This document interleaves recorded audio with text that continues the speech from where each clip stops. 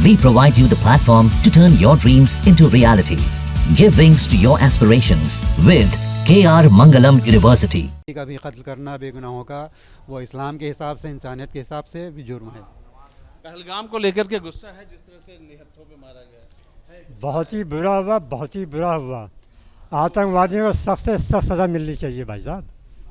फांसी पे लटकाना चाहिए पकड़ पकड़ के एक एक आतंकवादी को। जो मुल्क का माहौल ख़राब करने के लिए ही ये साजिश रची गई है, ताकि भाई हिंदू भी हमारे वो टूरिस्ट बेगुनाह थे, घूमने गए थे, उनका क्या कसूर था। नाम ले के जो मारा गया है वो साजिश है, ताकि ये हिंदुस्तान मुसलमान लड़ जाएं आपस में। ये तो हमेशा 1000 साल से चला आ रहा है कि हिंदू मुसलमान को आपस में लड़ाने के लिए, क्योंकि हिंदुस्तान ऐसी जगह है कि जहाँ पे जो है हिंदू मुस्लिम ईसाई अपना आपस में रहते हुए आए हैं। लेकिन ये जो माहौल पैदा किया जा रहा है इसकी वजह से कि जो है देश को बांट करके कहीं ये दो टुकड़े तो नहीं करना चाह रहे थे कि हिंदू अलग हो जाए, मुसलमान हो जाए इस घटना के बाद से? बिल्कुल ऐसे लगता है, लेकिन हम ऐसा होने नहीं देंगे, कतई नहीं होने देंगे। यहाँ हमारा भाईचारा है, एका है।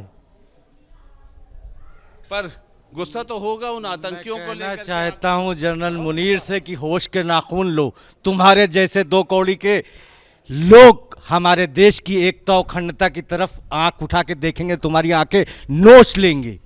अपनी औकात और होश में रहो। और अपने देश के वज़ीर आज़म और गृह मंत्री जी से हमारा अनुरोध है कि अब हमें अखंड भारत चाहिए, अब हमें खंडित भारत नहीं चाहिए। अब और कितना जलील करवाएंगे आप लोग? हमें पीओके भी चाहिए और अखंड भारत चाहिए। अगर आपके अंदर ये सामर्थ्य है तो रहिए, वरना इस्तीफा दे दिए और चले जाइए।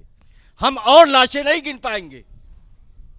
ये जो गुस्सा है आपका, आंखों में मैं देख रहा हूँ पानी भी टपक आया है, आखिर कैसे?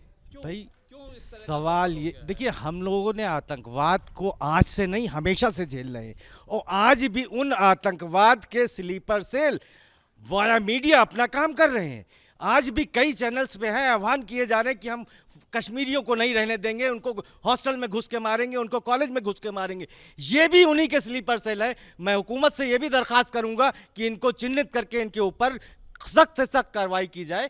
वो बहनें हमारी जिनकी हाथों की मेहंदी नहीं सूखी थी, उनको मार दिया जा रहा है और कहा जा रहा है कि जाके अपने प्राइम मिनिस्टर से कहना। लानत है जनरल मुनीर तुम्हारे ऊपर, जो और तो और बच्चों के ऊपर जो हथियार उठाने के लिए हथियारबंद भेज रहे हो। अगर तुम हमारे मुल्क की तरफ देखोगे तो हम तुम्हारी आंखें निकाल लेंगे। अखंड भारत का क्या मतलब है? कौन कौन सा इलाका आप भारत में? बिल्कुल, जितना अखंड भारत था हमें वो सब चाहिए। अगर हमारी हुकूमतों में सामर्थ्य है तो रहे, वरना इस्तीफा दे दे चले जाए। बहुत नौजवान, हिंदुस्तान के नौजवान बहुत है, भारत माता के बच्चे हैं, वो संभाल लेंगे। अब लड़ने की बारी, सेना भी लड़ेगी, हम भी लड़ेंगे। हम अब से पाकिस्तान से बदला चाहते हैं। हम चाहते हैं कि पाकिस्तान को मुंह तोड़ जवाब दिया जाए, और पाकिस्तान जो अपनी नापाक हरकतें करके हिंदुस्तान का माहौल ख़राब करने की कोशिश कर रहा है, वो अपने मंसूबों में कामयाब ना हो पाए। आप देख रहे हैं कि राजधानी लखनऊ की एक ही आवाज़ है, जनरल मुनीर की आंखें निकाल देना, अखंड भारत की अब उम्मीद होना। और ऐसे में आप ये देख रहे हैं कि देश में भाईचारे को जो बिगाड़ना चाहता है, उसकी तस्वीर बिगाड़ देने की ये कस्में खाई जा रही हैं। इस तरीके के लोग अब साथ खड़े हैं। आज का शुक्रवार कहीं ना कहीं देश को और मजबूत कर रहा है। वीडियो जर्नलिस्ट दीपक राणा के साथ Alok Pandey, News Nation Lucknow. News Nation अब व्हाट्सएप पर खबरों की ताजा अपडेट के लिए न्यूज नेशन के इस QR कोड को स्कैन करें।